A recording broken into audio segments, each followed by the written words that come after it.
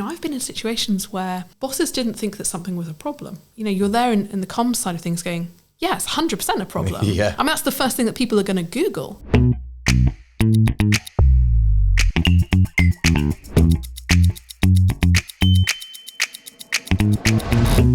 Elisa, thank you for joining me on the show.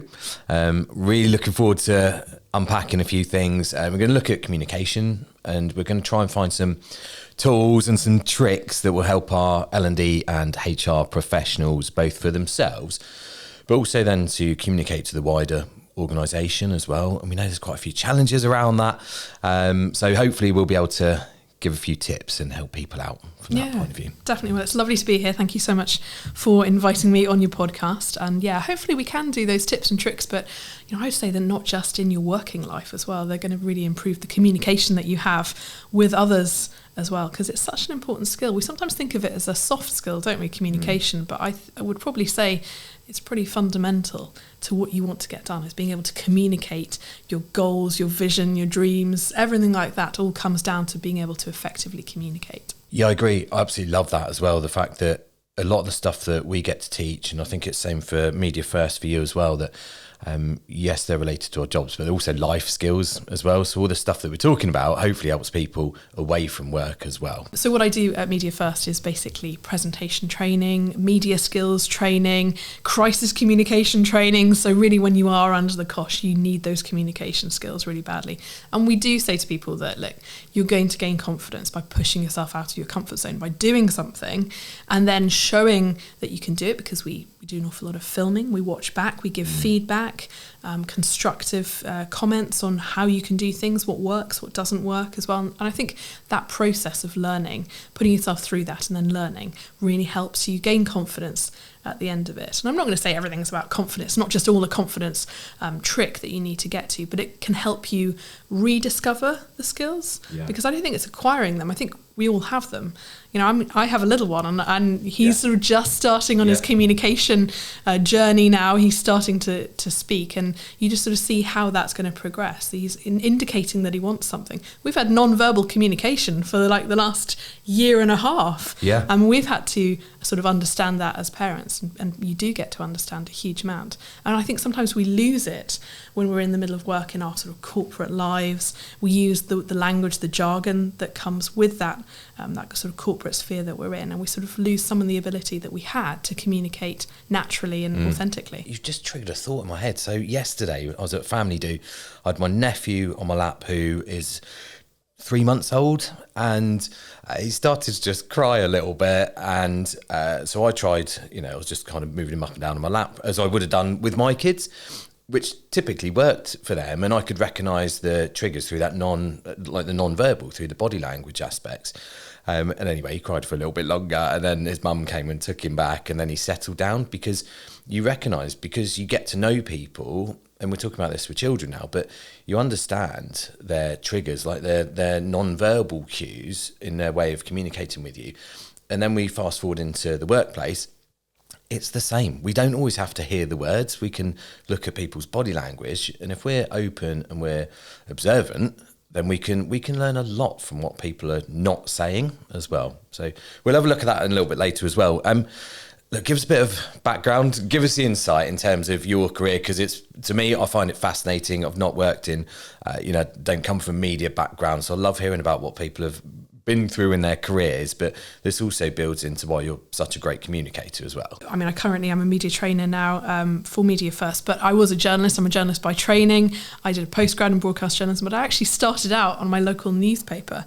I didn't know what to do when I finished my history degree. I mean, what do you do with a history degree? It's lovely, but somewhat useless.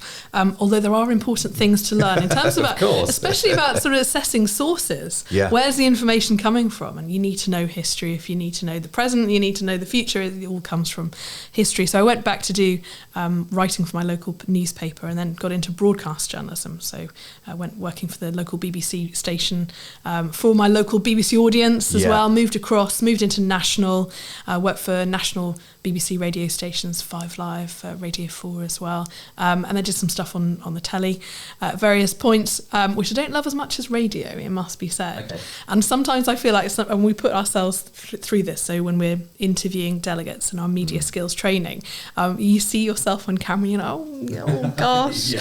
So we still get that. I've been there for 20 years as a journalist and in and around the sphere, and I still get the nerves of seeing myself on camera. I don't love it still. But I worked in, as I said, for the BBC for a number of years. I moved to Al Jazeera, working for international news, which was a really interesting time. Yeah. Fascinating stuff going on. Really important to try and think about how do you make a story relevant to an audience. Yeah. Because you might have a very different audience for different stories that are going on around the world for Al Jazeera than you would do for the BBC, for example.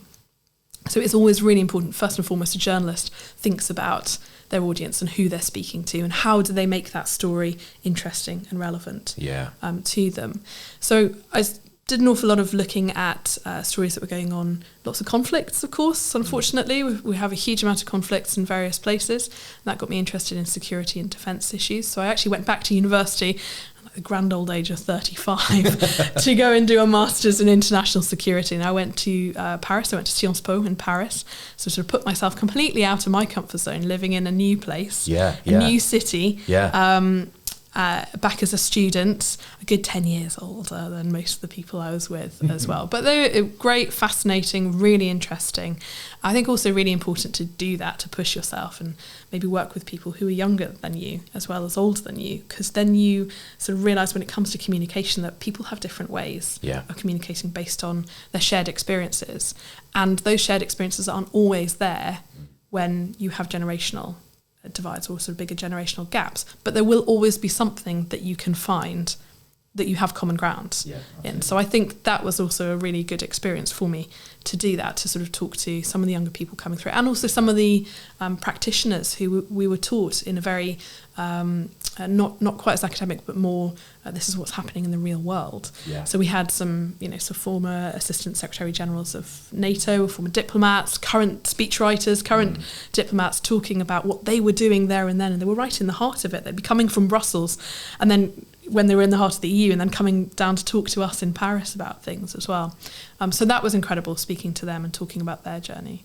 In fact, one of the tutors I had left that because there was a new government in Georgia and he was called in to be the foreign secretary. Oh, wow. Okay. So he just left after he was teaching us and he got the call up and there he was sort of putting it into practice, everything that he'd been talking to us about as well. So a really fascinating and interesting time. I came back to do communications after that, so I was really interested in how we get messages across, how we can look at, and the communications that I was working in was in the sort of social think tanks as well, so looking at that, how you connect to people and how you get that different message across. So that was absolutely fascinating. And then I worked finally for the BBC, interviewing an awful lot of politicians. I was working in Millbank as a reporter and correspondent just at the end of the Boris Johnson era and the Liz Truss short-lived time in office, and then Rishi Sunak as well. So not much going on in UK politics there. But no, that was a really interesting time as well. And the one thing I always say to all of the delegates who come through our training is that I will never let you sound like a politician. I've interviewed, with all the biggest of respect to the politicians I have interviewed, I've interviewed too many of them. Some have had media training, some haven't. But we universally tend to get quite annoyed at politicians avoiding questions. So I will never say copy a politician. From interviewing those politicians, did you pick up much in terms of communication skills? Because I think you get the opportunity. We call it modelling. So we use this in leadership, where we look at other people and we look at them and we go, right, so this person's a great communicator, but how do they do that? How do they get themselves into that position? This person's not a good communicator. What do we do to avoid being like that? How do we avoid mixed messages or, miscommunication? So we call it modelling. So when you've been interviewing these politicians, have you picked up some things from them where you thought, do you know what, that's amazing? Yeah, I'd probably say not so much the politicians, although I have an awful lot of respect for many of them. If it wasn't promoting a rival podcast, I'd probably say Rory Stewart is an incredibly effective communicator. He was actually my MP when I lived in Cumbria. So he's a very good communicator. We, as an organisation at the BBC, and my part of it, organised to have Liz Truss on the radio to do a round of local BBC radio interviews. And I think there's also a little bit of a sense that local radio, it doesn't get a huge amount of funding and is sometimes a little bit forgotten, like it's not quite as serious. But those issues are incredibly important to people's lives. And I would say, actually, there's a closer connection that people have, having worked in local radio. There's such a close connection that people have with their local community. Yeah. And when Liz Truss came on to do, as PM, came on to do a round of interviews, I think the things that we can learn from that is that she wasn't particularly well prepared. So either she or her advisor or anything that happened around her didn't see that it was necessary to try and think about what questions she might be asked. And that's something we always recommend to anyone who's going through our media training skills, is be prepared. Yeah. Think about the questions that could be asked, and you're not going to know the ins and outs of everything that's going on in Leeds or Bristol or Manchester, but you've got to know enough to be able to respond well. The other thing is to be authentic when you are responding and acknowledging as well. And we'll go into a few techniques that we can use to help you do that. And I think one of the things she didn't do is even acknowledge questions in a human way. Yeah. So even if she hadn't heard about, someone who was suffering because of bus routes being changed, what's the human response? You show some empathy. That must be really challenging. Yeah. It's not that hard to say that and to respond in that way, and then move it on to where you want to be, where it's more comfortable. But I think what she didn't do is even acknowledge what was going on. And then she got pushback from the journalists themselves, who were incredibly well briefed. They'd done their homework. They understood the assignment. Yeah. They knew what they were doing going into it. So they were really prepared. And she wasn't, and her advisors weren't as well. So I think that's the sort of a learning. Don't do that. Don't do a Liz Truss. Yeah, I think there's some vital points in that if I think about our L&D and HR professionals that are going to have to, maybe go and present to C-suites or up to the CEO or present to the teams. And there's so much fear around public speaking, which we'll touch on a little bit later on. But we did a lot with that. And it's about the preparation. I always come back to that because the people in the room. If you're going to present to the board, for example, that they know their stuff. They don't know all the details, but they understand the business and the strategy and the structure of it. So we've got to be prepared as well. And when we're prepared, we can then go in and we're comfortable with that situation. It's often when people are not prepared and they haven't done their homework and their research that they then go into it. And then we're flapping and we get nerves and we get anxiety and then it can go wrong. So for me, the preparation is just vital when we're going to do anything like that. I just want to pick up on one other thing that you said in there. It was about the difference between sort of the radio and the TV, and you still don't particularly like seeing yourself on TV. And again, I've heard some of our other trainers talk about that as well. And it's not that comfortable watching yourself back, is it? But it's a really good tip for anyone that's going to do presentations. We'll get lots of people that do that, especially remotely now on Teams and Zoom. It's well worth watching yourself back, isn't it? Record it and watch it. Yeah. And because we can all be camera people now, we've got phones in our pockets. If you've got a tripod or you just put it up on the bookshelf, set it to record, start your video rolling and then deliver your presentation, watch it back and learn from it as well. Yeah. It's really important to do, however awful it feels to do that. It is a really crucial step and it is part of preparation. We need to prepare, we need to practice as well. So you go through it, you go through the motions and putting it into place. So you know exactly what you want to say. Yeah, I don't like watching myself back. No one is going to. And the reason also I like TV, radio a little bit more than TV, is that radio is quite and podcasts, of course, they're very intimate. Yeah. You're listening to them in your own ears. You're having your own relationship with the person that you're listening to as well. Yeah. So I think that you can really build on that as well. So if you were connecting just in that way, and let's extrapolate this out into your work. How do you come across on the phone? When you have a phone conversation with someone, go into it and be prepared. You might think it was straightforward. I can just have a phone conversation. Everyone does that.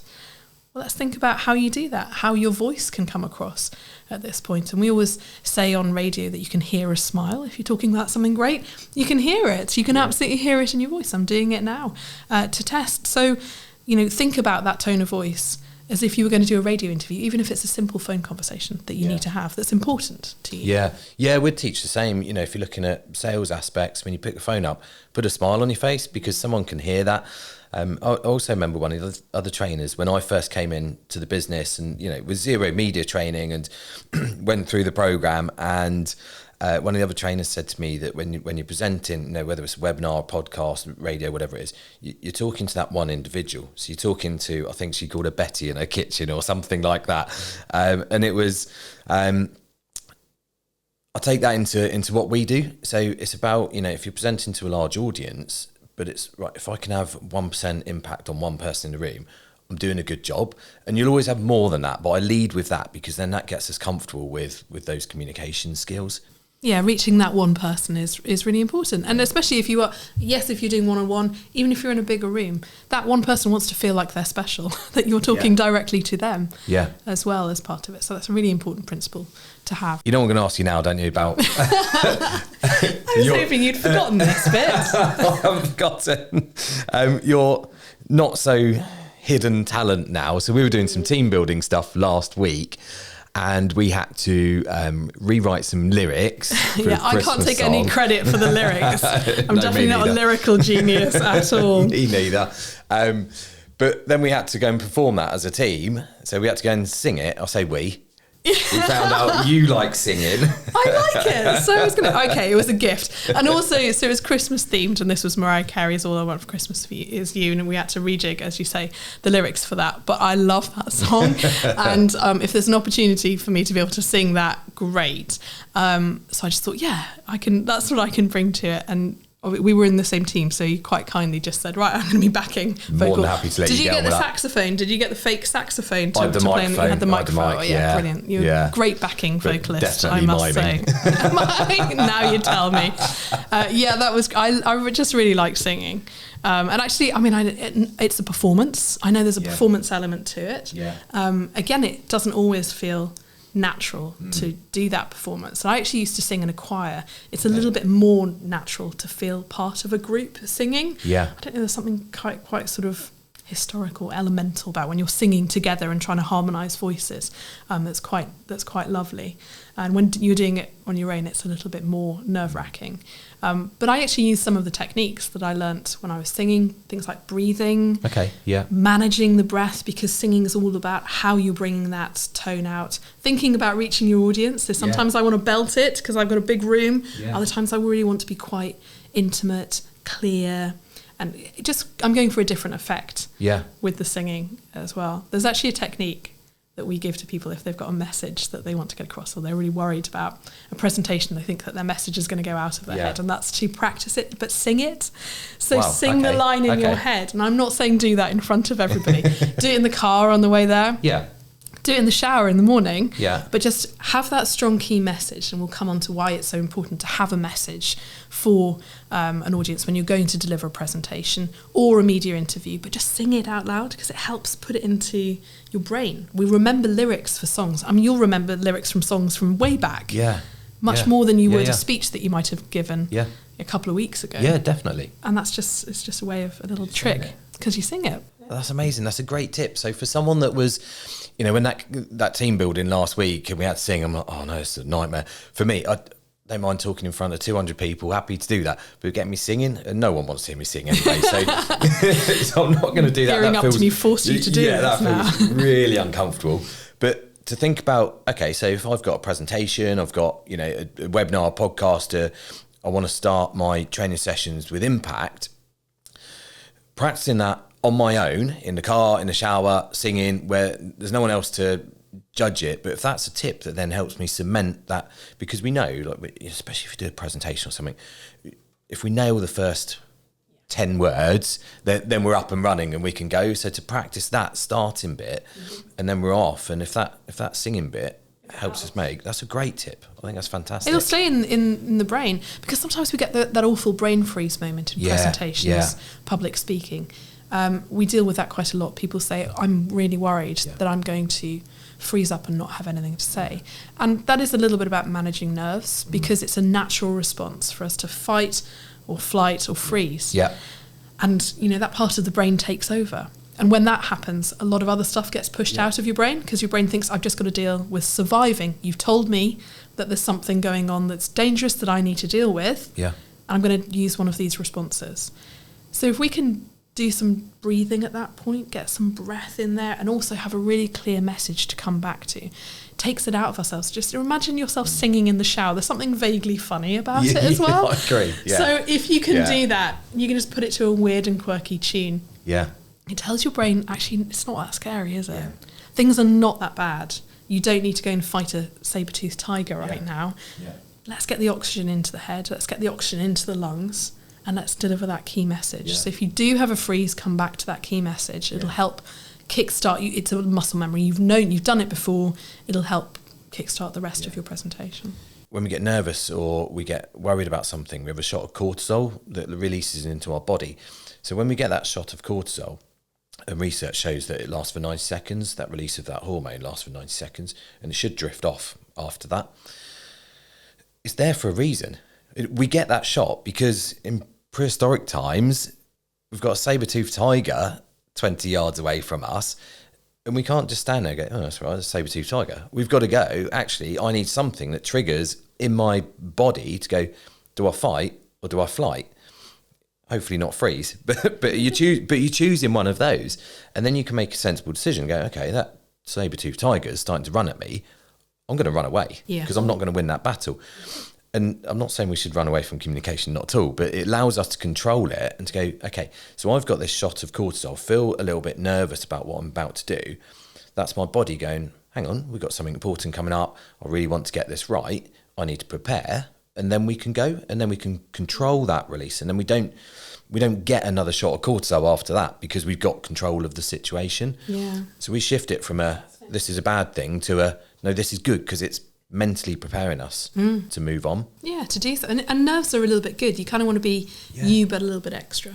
Yeah. Like to say. Imagine you're going out onto the stage and you're performing. And it focuses your mind. Yeah, it does. And once you're in it, it is much better than beforehand. Yeah. So the before is always worse. The preparation is a big thing. Where it's key. Yeah, that's really big. That we, whether it's a presentation, whether you're at a conference, whether you're dealing with conflict management, whether you're having to make someone redundant, whether you're having to put someone through a performance plan, actually that allows us to switch on. And also it means that you're right, often it's not as bad as we thought it was going to be.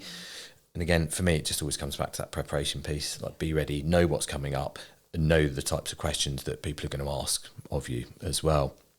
Why do we need to be good at communicating? Like, how does it help us? Well, you just mentioned some really good examples because we're going to use them in everyday life, aren't we? We're going to need to do that. If we're leaders, if we're part of an organisation that has communications as a fundamental principle, there are always people who are interested in what we're doing, and we always have to respond to them. And whether that is, as you say, you're in sales and your aim objective is to sell something, that takes communication. Yeah. You have to build a connection with someone who is going to buy your product. Yeah. So you really do need to have really good communication skills for that. And I would also say all the way through, you mentioned about making people redundant or making difficult decisions or challenging decisions in the workplace. That might keep you awake at night thinking about it. But the most important thing that you can do is communicate that well. Yeah.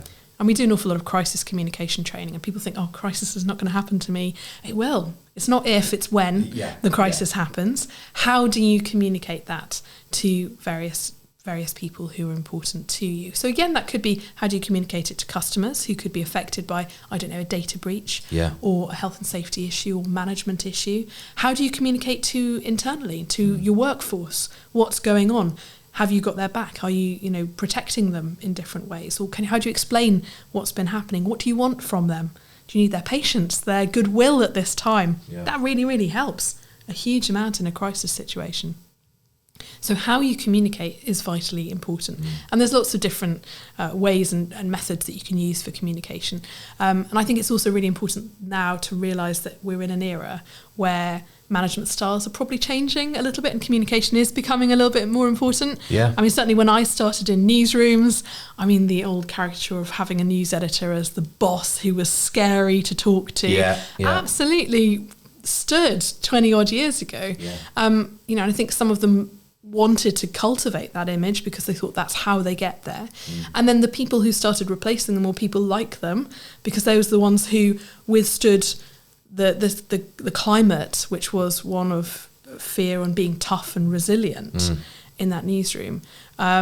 And I think that's the challenge. I mean, obviously, okay, I'm 20 years on, it's fine. I've made it through, but I wouldn't want to put that in place for younger generations coming in. I wouldn't say just because I went through it that they should too. Yeah.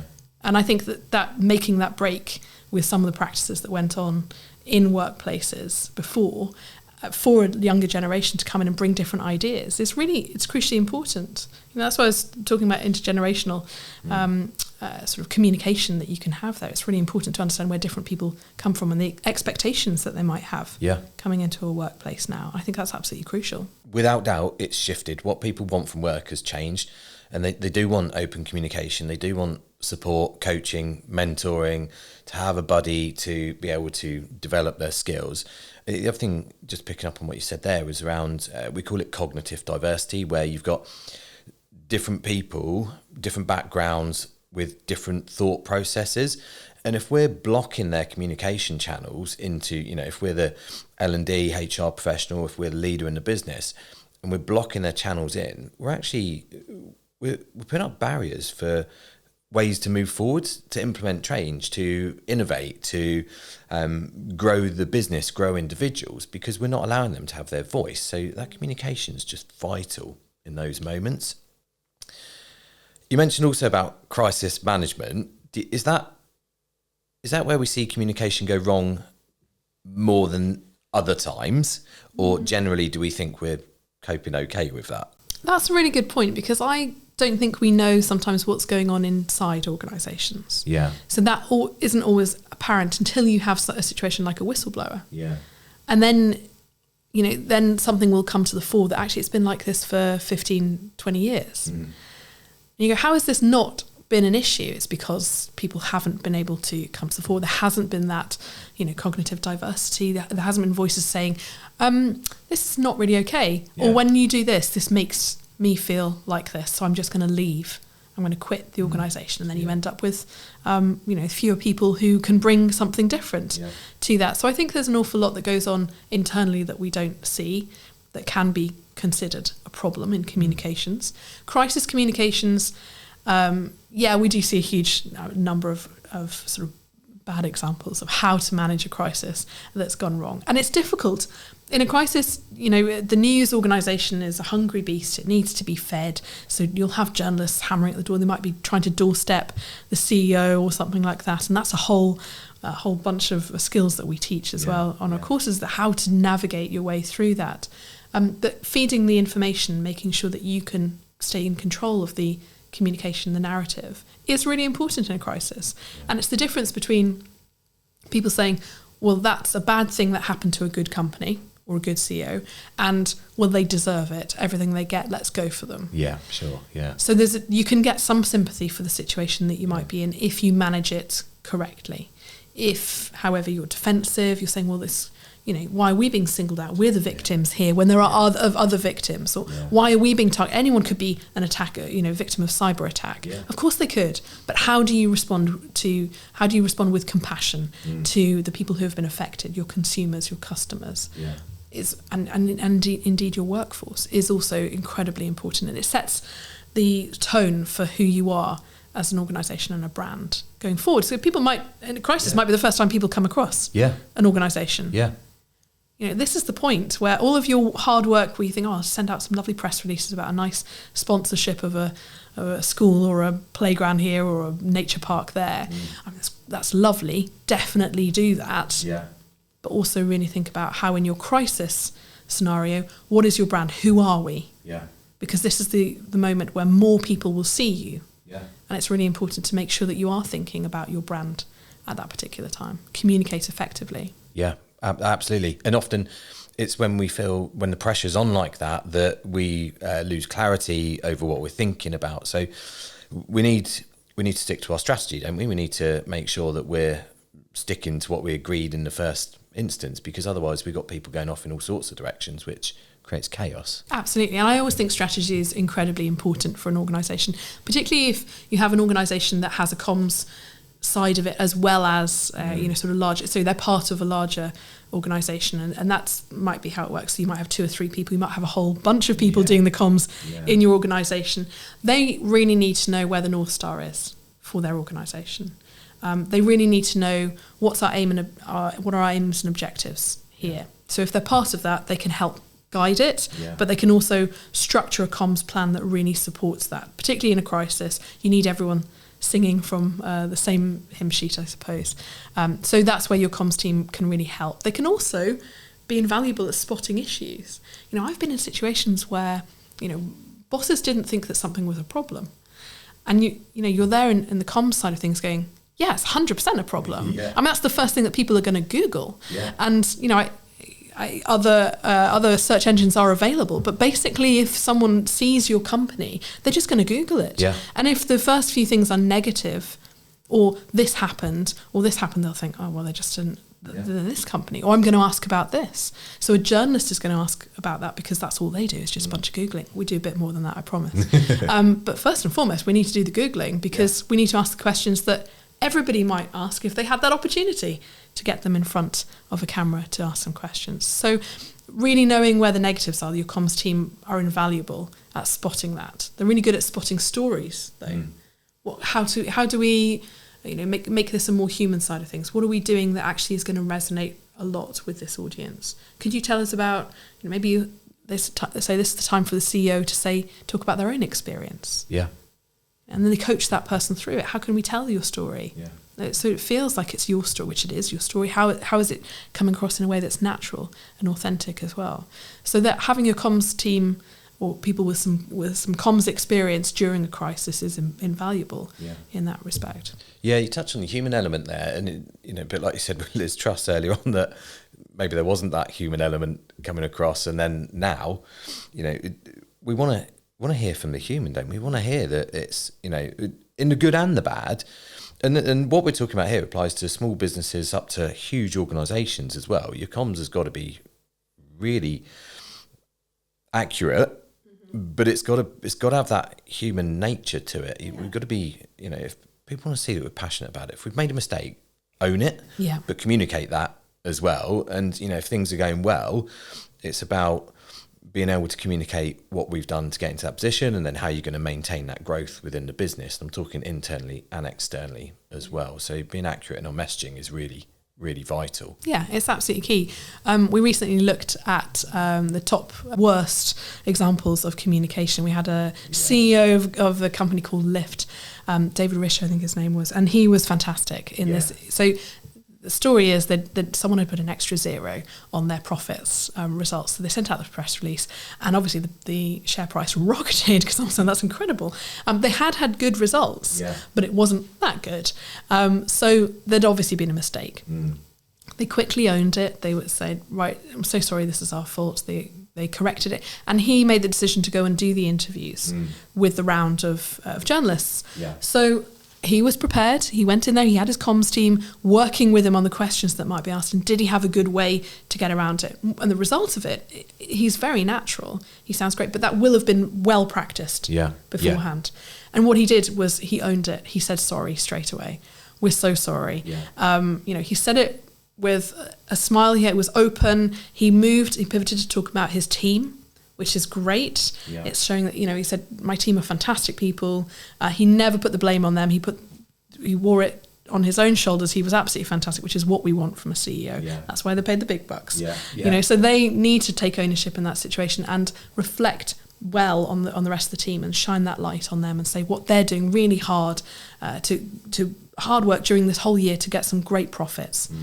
So he did a fantastic job of crisis communication there. And he came across really well and authentic. He said, who hasn't, been in this situation? And effectively you get that there, but for the grace of God go I moment. And that's exactly what the journalist said in his second question was, what would be your advice to others? Which is a lovely, nice, easy question to follow up in that situation. So he was human. He wasn't afraid to let his own, personality come through in that particular instance. Yeah, it's really important that. And I've seen the other side of that as well, though, where someone was, this was a famous clip from a big organisation in America, and they had to make lots of redundancies, huge redundancies.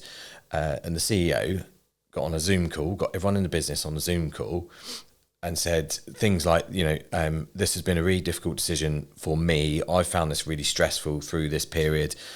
I've had sleepless nights, and it's the opposite end of where like the words we're using are really vital in those moments, because he's made it all about him instead of I understand this is going to be really challenging for you guys, but we'll put support in place, and I don't know, we're doing it for good of the business, whatever it might be. But the making it about you, making it about your feelings stuff, that doesn't communicate well. It's the victim mentality, isn't it? So there's the difference between a CEO who takes responsibility, even if it wasn't his fault, and someone who makes something about their situation.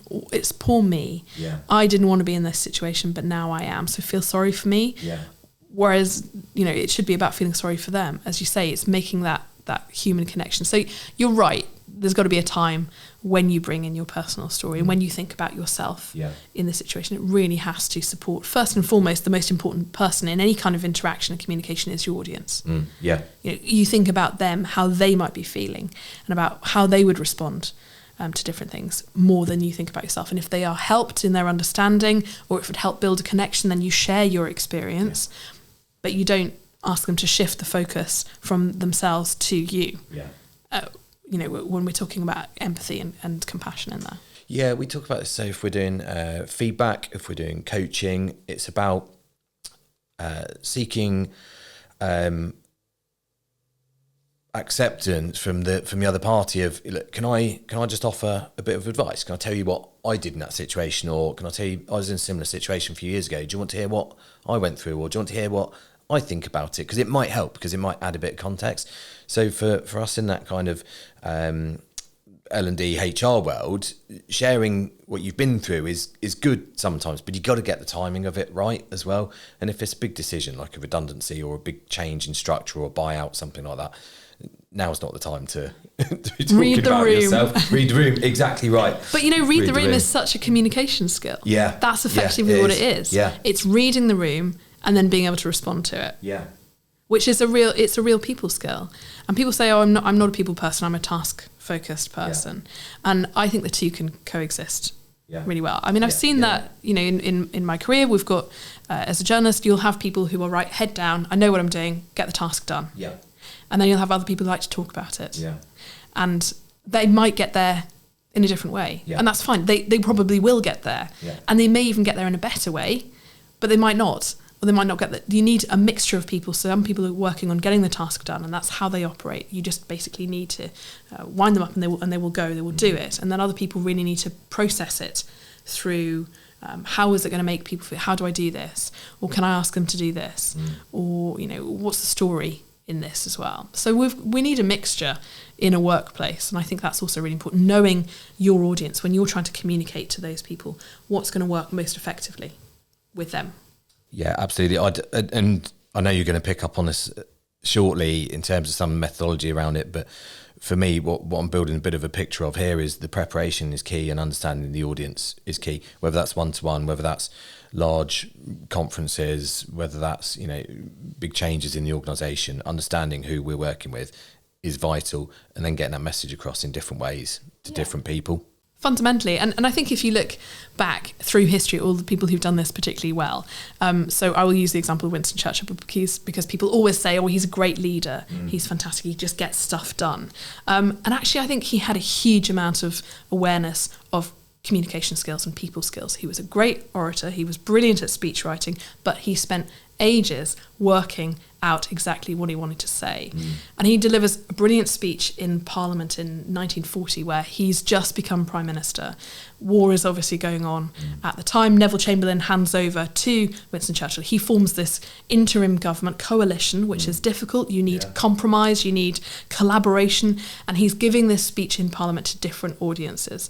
So first and foremost, he uses words like collaboration. He's very conciliatory when he's talking about the language. He's talking about praising politicians from Neville Chamberlain's party and saying how they've done the right thing for the greater good. So really appealing to their emotions of a sense of duty and all the rest of it. So he's really working the room. But he also realises that this is one of the first radio broadcast interviews that's sent out to the wider nation as well. So he uses words like blood, sweat, toil and tears. That's what he says. That's all he has to give. No, of course it's not. He's got his strategic mind and various other different things at his disposal, but he's talking about blood, sweat, toil and tears. Yeah. It's really emotive language that's designed to appeal to people who are going to be suffering the hardships. Yeah. It's right, in the midst of, you've got the Blitz, you've got some fighting. They've been at war for a number of years now. There's a sudden fatigue that's set in, and he's going to tell people that they've got hard times to come. Yeah. But to bear with him, and he will lead them through, because he's one of them. He's sharing his blood, sweat, toil and tears as well as they are. So it's a brilliantly designed piece of writing that's delivered in a beautiful way as well for different audiences. It's really important to consider the audience and also what you want to achieve from this. He knew his objectives. He had strategy going in there. He needs to get the support of MPs. He needs to get the support of the country. He also needs to get the support of wider community internationally. He needs the Americans to come on board so they can help win the war for them. He needs to talk to his allies when he's doing it. It's a really, really important bit of strategic communication. It's not going in and winging it and just going, right, I'm going to do a motivational speech that's going to get everyone on board, because chances of doing that are pretty slim. It's that thought process. And I'm not comparing this at all. I'm just putting it into my world that, I've been captain, a coach at rugby for a long, long time. I've managed teams, and I go in and the things I'm saying, they're not in the moment, they're thought out beforehand. And we did something a couple of weeks ago where we had a bit of a mix. So we had some guys from the first and second team playing with some of us older guys in the lower team. And I said that, it was an honour for us to play with them, for some of those guys that are of good standard, but they had a point to prove. Like, come and show us why you're that good. Like, help us, like, coach us through it.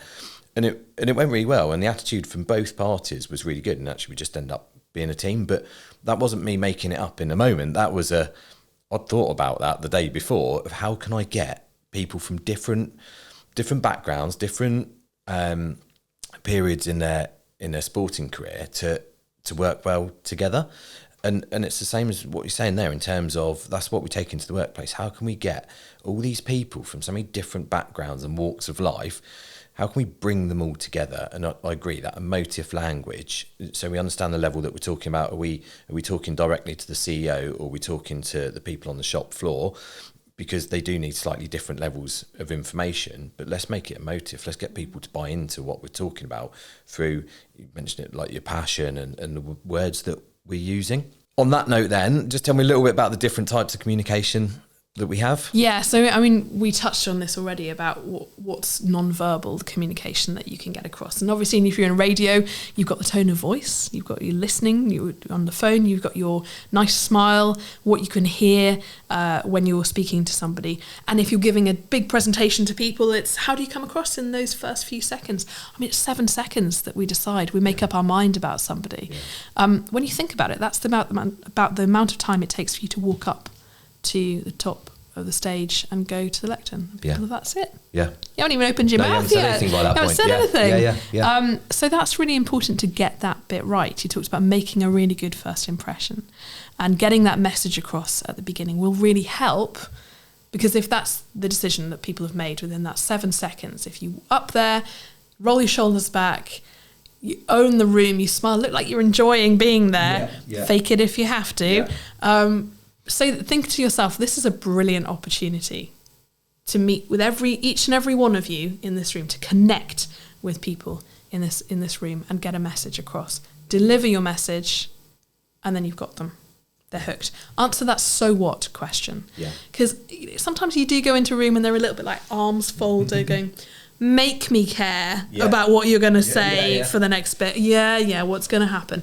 You really, really need to break through. Right, for the next 20 minutes, it's going to be worth your while. You are going to hear about this, this, and this. And then I'm going to ask you one of the most important things I've ever asked you, this huge call to action. Yeah.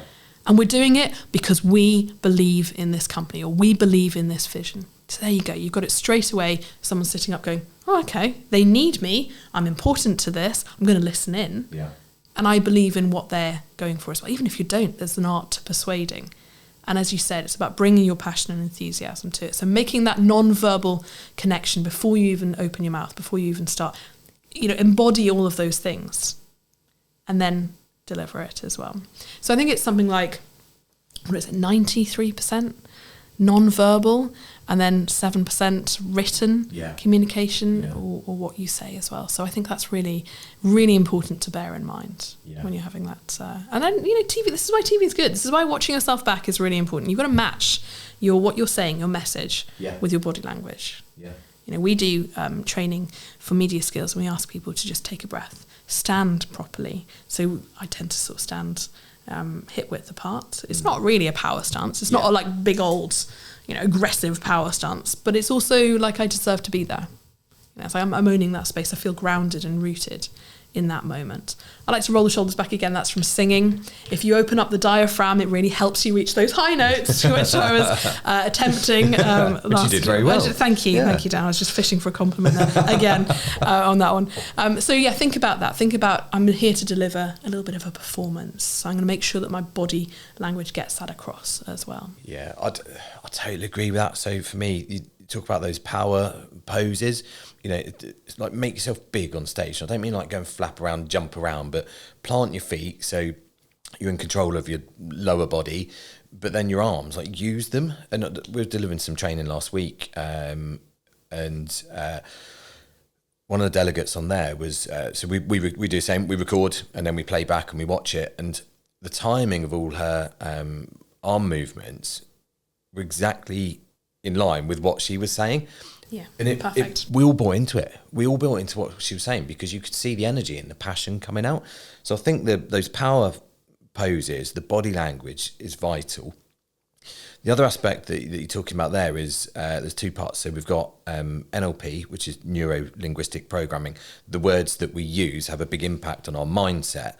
And then you alluded to something called priming. So the words that we use, as in, I have to go and communicate, or I have to go and deal with this conflict, I have to go and present on stage, I have to go and speak to the board, versus I get the opportunity to deal with this conflict and smooth it over. I get the opportunity to go and present to the board and make an impact and hopefully influence a change. That's massive. And finally, the other bit you said there around priming is plant that seed of, if you stay engaged in my presentation, my communication for the next 20 minutes, you're going to be in this state of mind, you're going to be in this position, which is way better than where we are now. So you paint that picture of the future of going, look, in 20 minutes time, just stay engaged. You're going to get the most powerful tip you've ever got about communication, about the way the business is going, about the strategy, about what's coming up in the next 2 months. So stay engaged. So if we can get people into that mindset of going, oh, actually, can I pay attention for 20 minutes? Yeah, I can do that. But this is what I'm going to take away from it. And I think that's really powerful when we first start communicating of, this is what you're going to get. So stay involved, because otherwise you're going to miss out. Yeah, exactly. And you need to give someone a reason to be doing it, don't you? You need to get them involved and saying, all right, okay, this is worth my while. And it will be. Yeah. And the other thing that I think really came across when you were talking there is that you're obviously very passionate about your subject as well. And I'm very passionate about my subject. I think it comes across. So if you are passionate about your subject, don't feel you need to hide behind corporate language. Show that. Yeah. If you're really enthusiastic about this, what's the reason, you get out of bed in the morning to do your job? Yeah. There's got to be something that really motivates you. And when we speak to people, delegates who do all sorts of work in some incredibly important areas, we just go back to the basics. Why do you do what you do? It's because you believe that what you do makes a difference. Yeah. So just have that mindset going in there, into a speech and any communication. Just know that's what I'm here for. Sometimes it's actually really powerful to remind everyone in the organisation, why do we do what we do? Yeah. And maybe you can tell a story about it. Sometimes we get caught up in the process of things rather than thinking about the people they might impact. So if you have a construction company, or if you have an engineering company, what are the end users, i.e. the people? What are they going to get from it? And sometimes a presentation can be incredibly powerful if you say, in a minute, I'm going to be talking to you about this, and this project.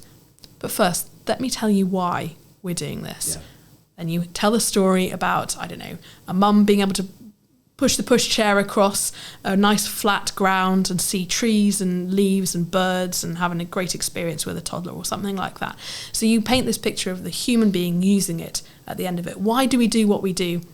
We want to make people's lives better. Yeah. We want to make projects that inspire, that that feel great with people's lives, that people can use them and think, thank goodness this is here. This is a great resource. So thinking about it that way around really helps the shift. So it can remind people why they're doing what they're doing, feel like sort of a bit more enthusiastic about getting out of bed and doing something that's probably quite in-depth. Yeah. Bigger picture, this is what we're doing. It's great. Yeah. They can feel a bit of pride Yeah. in going into work and doing this. And those are brilliant emotions to try and evoke in people. You mentioned before about do you need to connect with people on an emotional level? And I think you do. I think you really need to understand what would make your audience tick. And we misquote Maya Angelou, and she said, you never remember what people tell you, but you remember how they made you feel. Yeah, I love that. And that's what you need to be thinking. How do I want my audience to feel at the end of this? Do I want them to feel, enthusiastic about the future? Do I want them to feel angry? Certain politicians are particularly great at energizing that, getting that anger, and they use specific words because that's what they want their audience. But it could be a righteous anger and an indignation. This is not okay. What do I want you to do? I want you to go out and change things. Do something from that perspective. Or think about hope. Think about how great people are at evoking hope, and some of the best orators like Barack Obama is fantastic about really bringing his audience along. He uses great folksy language, he really connects with people, and he delivers them up to this pitch of hope. So they're left feeling really energized and positive about the future, and then they go off and do something as well at the end of it. So think about how you want people to feel is the most important thing. Totally buy into that with the executive coaching that we do. I always talk about like leave your client on a high, like, so when you're coaching, so when you're communicating one-to-ones, reviews, that kind of stuff, you do go through a little bit of a roller coaster of emotions, because there'll be some good stuff in there'll be some things that you don't really want to hear that much, some development areas, but you always finish on a high, because that promotes action off the back of it. So once we get people to that point and we've been able to inspire and motivate them, things will happen off the back of it. If we leave someone on a bit of a downslope of a bit of a, I don't know if I can do this, like, chances are they won't go and do anything with it. So we need to get them on that upward slope of getting near the top of the mountain and going, actually, do you know what? Stop this meeting. I want to get out there and I want to go and put this into action. So we're trying to get people up on that high. Give me an example of some excellent communication. And you were talking about previously, I think this was Winston Churchill in Normandy. Should we talk about that? He was great. We actually, so when I went back to university, obviously it was in Paris, so we had the Normandy beaches nearby, and one of the most amazing courses that I took was on strategy, and it was strategy taught by a retired French general and a retired US general. Amazing. Who were incredible. They'd obviously seen active service, and they were both great characters, had a huge amount to say, and they taught strategy to about 20 of us. So we had a little bit of preparation for it. We had to do some homework and some preparation, some reading up.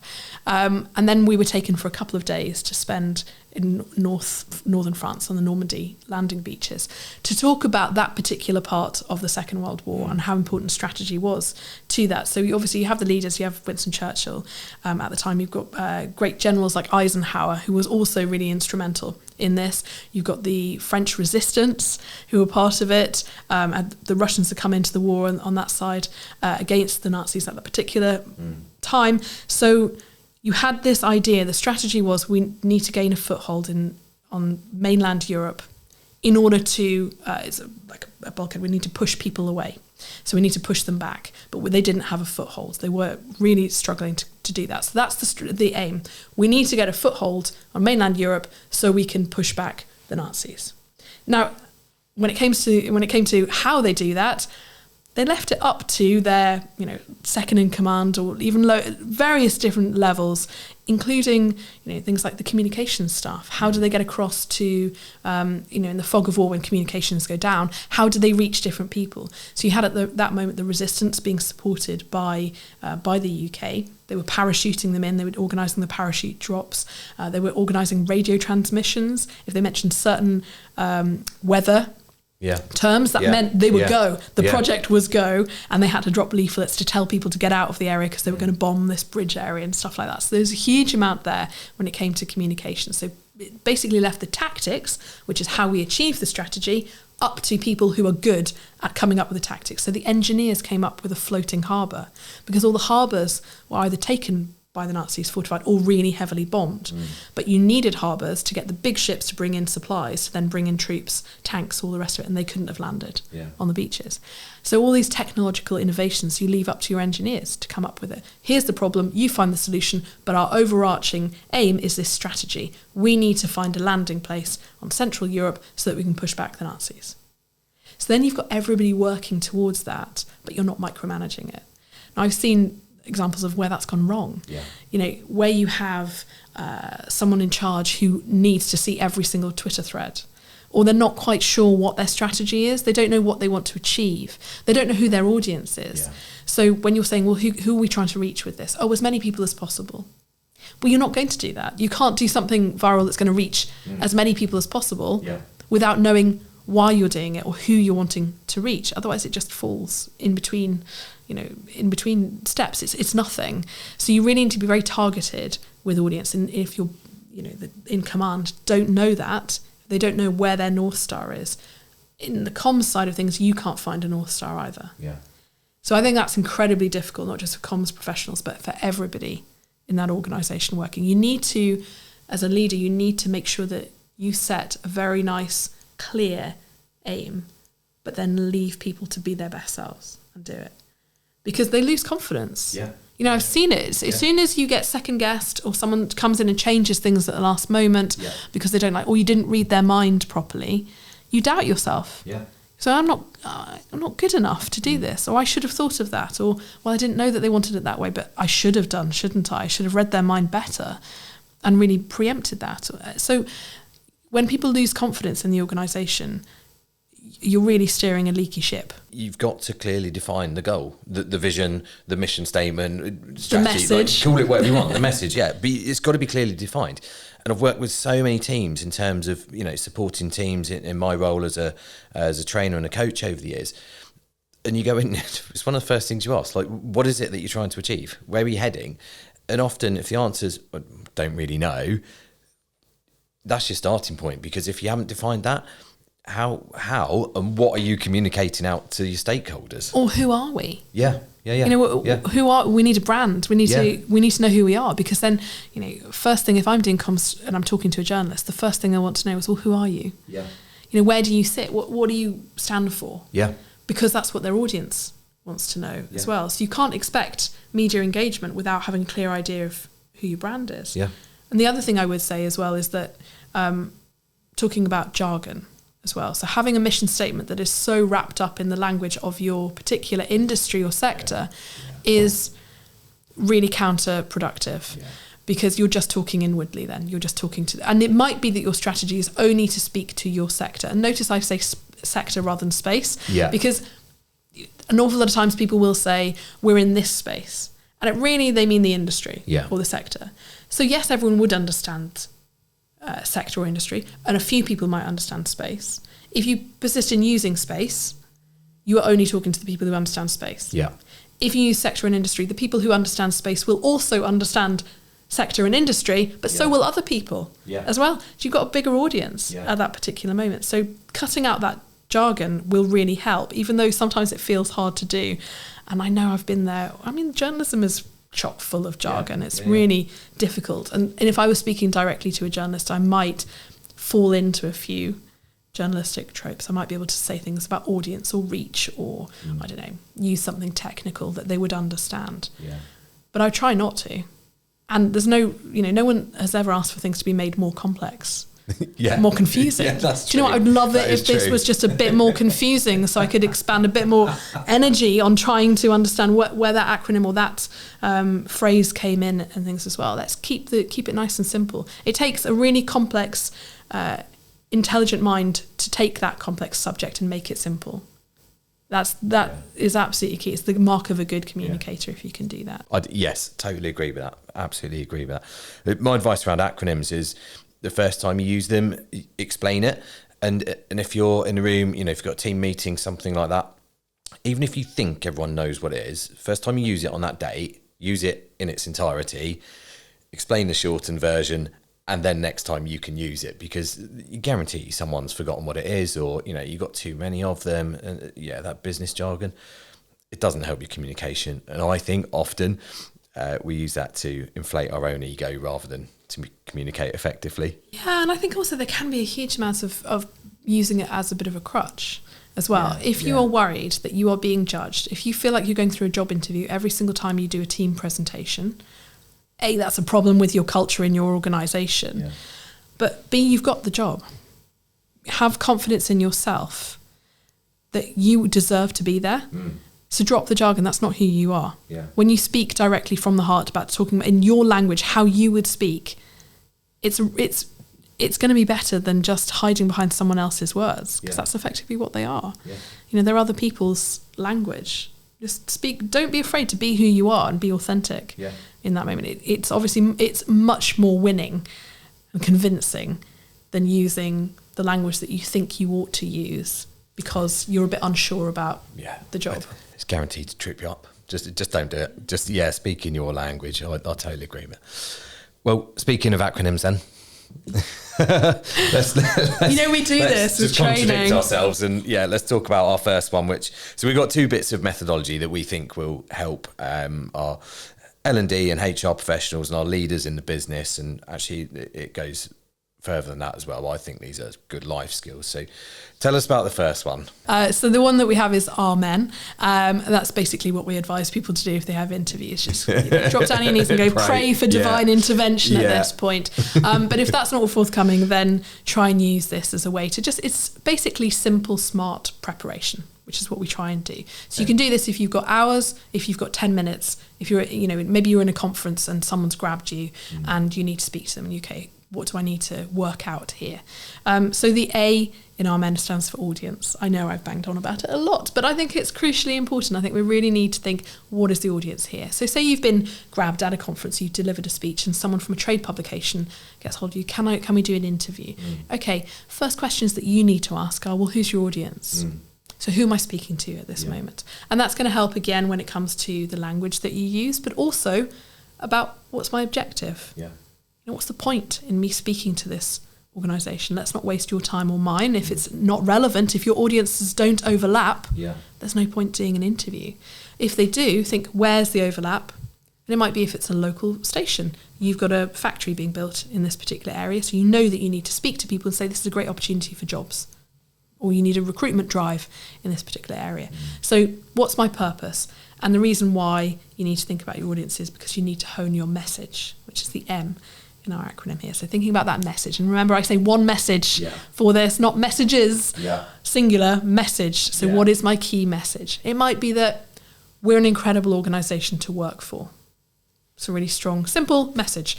We're a great organisation to work for. That's a brilliant message to go into, any kind of interview. If you're talking about trying to get people involved, recruit it. If you're trying to get people there, or you've had some issues maybe with people leaving. We are an organisation that's changing how we do things, or we're going to be here for the long haul. All of these things are really nice, simple messages that help you come back to it throughout the interview, because a message should be effectively a drumbeat behind your media interview or your presentation or your conversation as well. So I like to say, have the message at the beginning, have it at the end, have it all the way through as well. But a message is just a slogan without the E in our Amen acronym here. And the E is for examples or evidence. So we need to back it up. We can't just say we're a great organisation to work for. Take my word for it. What examples have we had? For example, we brought in apprentices from a local sixth form college who had never imagined doing subjects like engineering. We helped them through their engineering training, and now so-and-so, name if you want to, or someone from the local college is now heading up this department, and we recruit from within the industry, or we do this, or indeed talk about your own personal experience. When I came into the sector, it was a bit like this, but I found a real change, and I think that's down to our culture of being the best that we can possibly be, because we're a great place to work. So it's supporting. Your great examples effectively are bolstering your key message.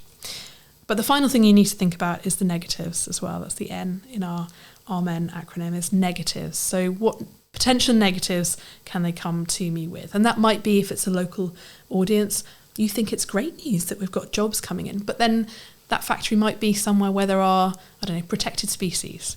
You've got the newt people who are really cross about things, and the newt people will get cross about the factory there because they're seeing things through that particular lens. That's important to them. You need to consider what you've done to mitigate that. Maybe you've put in a new area that's for nature. You've shown how you've brought in a newt specialist to talk to you about these things. You've considered them, but you need to be aware that these questions might be asked. It might be negatives about finance as well. You might be doing an interview at the day when the share price is dropping in something, or another part of your industry, if you're a large organisation, has done something that's been in the news for a different reason. You need to be aware that that is happening. You can't ignore it. You need to practice being asked that question and how you respond to it. You will be asked negative questions, which brings us on very nicely to our next one, doesn't it? It does. So what do we do then?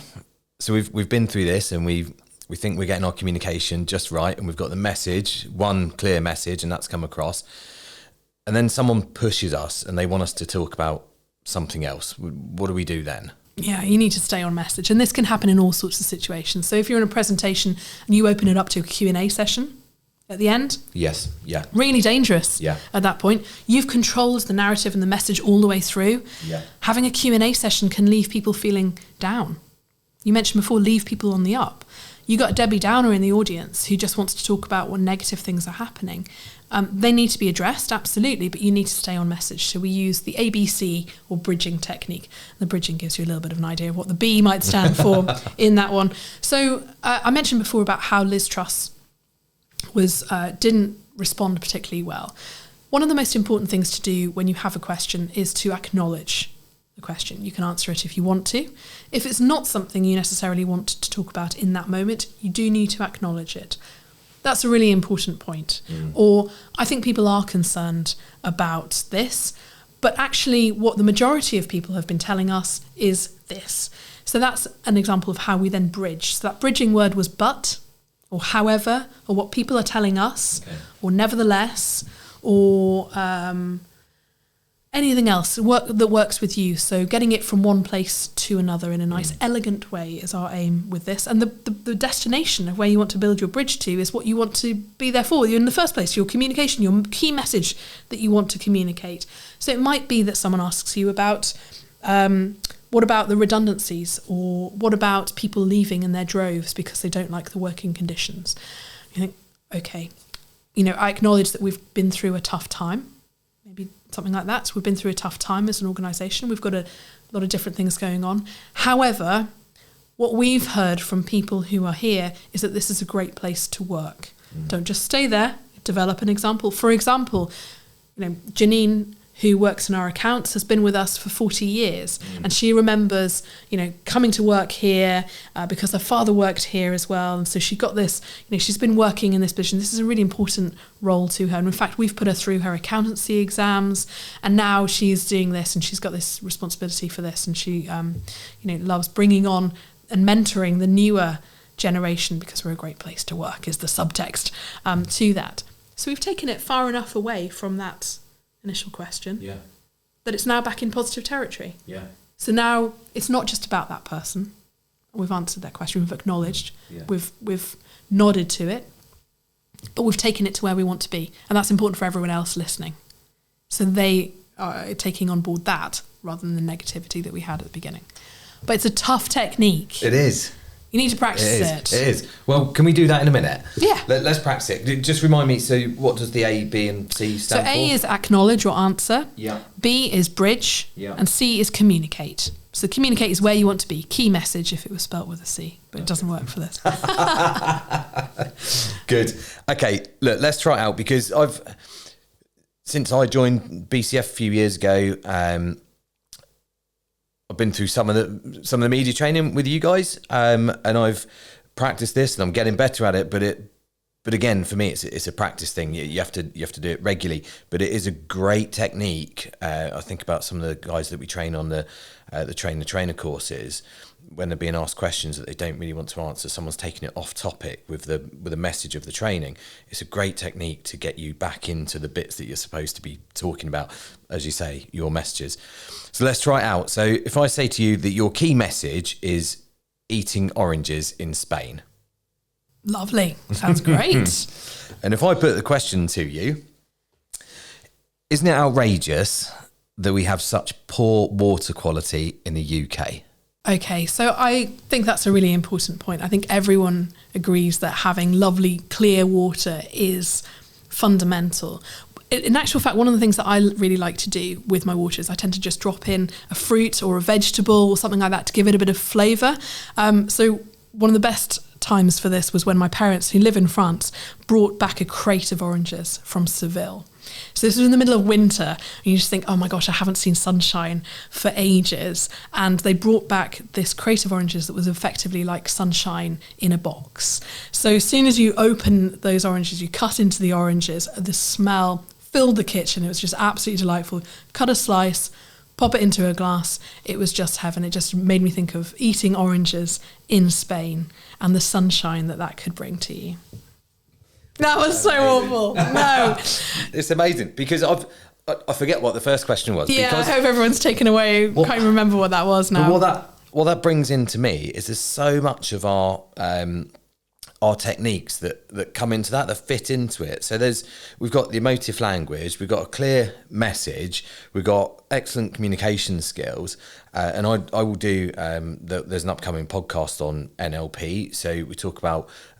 It's called anchoring. So you've painted that picture for me. Well, imagine myself like in Seville with these really lush oranges, putting it into my water, and I can taste it. Exactly. That's really what you need to try and do, is get people away from that. And I think also I was just thinking, don't say water glass again. Don't say water, because we do have a tendency to go back over. One of the things that a lot of people do with the bridging technique is they go back over. So to answer your question, right. this, and this. And the whole point is that you're taking them somewhere else. Yeah. But it's really hard to do because it's built in that we need to answer questions. You know, certainly when I was doing academic work, is you end up, you write an introduction and you write your conclusion, you go back over and answer your question, and all the way through you're answering your question as well. And this is one of the way you have to, it's not your question, so you can leave it. You need to make sure it doesn't derail you.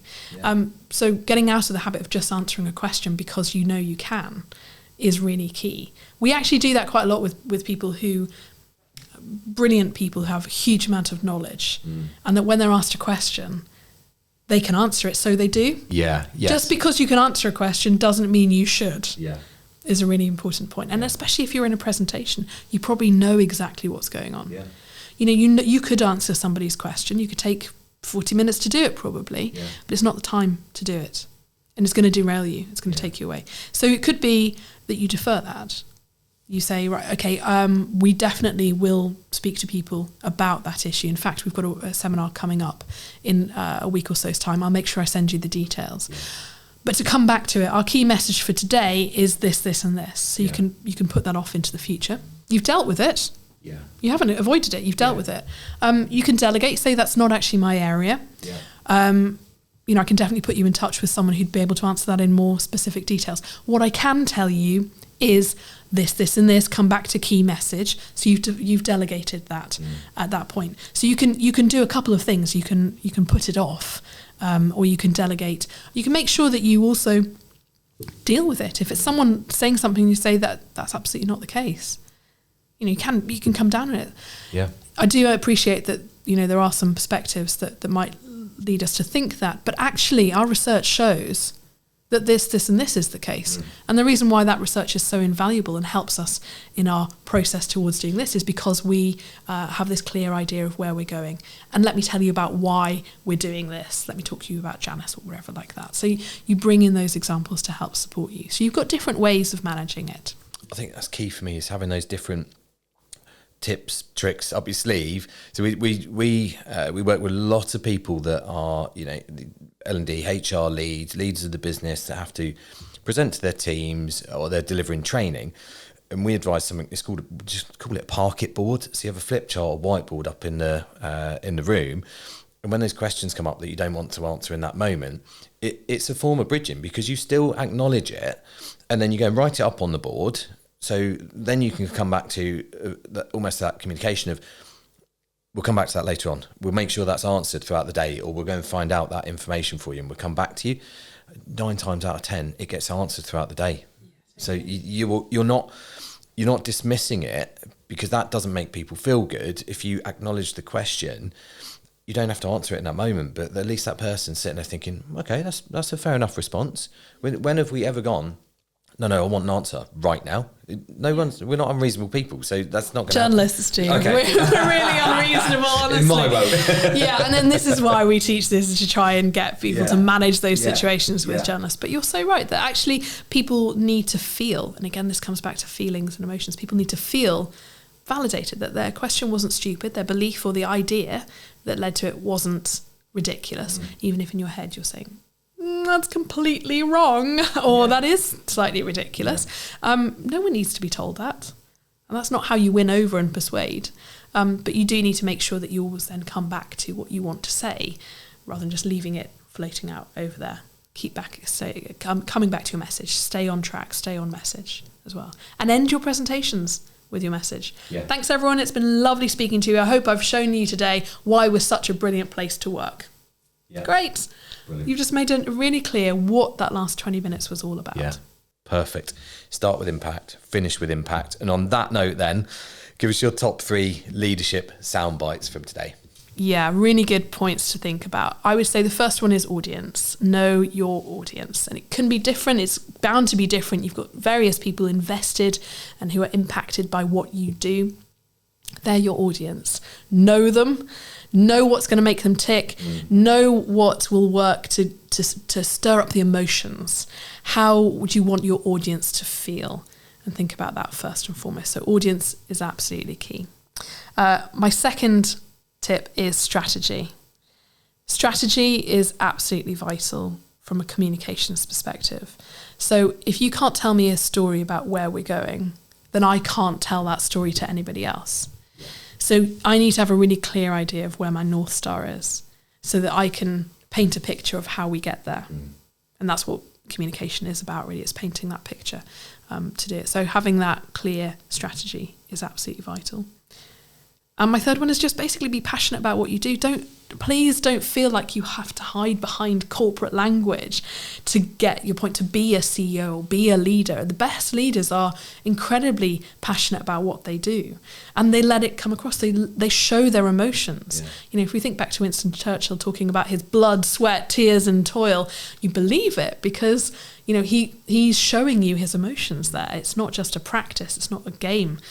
He's not remote or removed or icy and cold. He is really, really enthusiastic. What gets you out of bed in the morning? How can you let others feel the same pride and a sense of deterministic duty, I suppose, a sense? How do you get them on the same path? How do you get them on the same route that you're on? And you show that you're passionate about what you're doing as well. So I would say, lean into your passion and enthusiasm. Elisa, that was amazing. Thank you very much. And you're welcome back anytime on the podcast. Thank you very much. Happy to be here.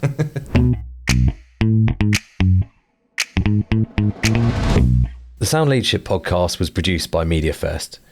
To learn more about the media crisis and communications training, visit mediafirst.co.uk. The editor and producer was Darren Wingham. The show was hosted, written and researched by me, Dan Boniface. A special thanks to all the team at Media First and the BCF Group for supporting the development of this podcast. To learn more about the management, leadership, training and coaching that the BCF Group offer, visit thebcfgroup.co.uk or get in touch by emailing hello@thebcfgroup.co.uk. Finally, a special thanks to our exceptional guest today, who you can contact via the BCF Group.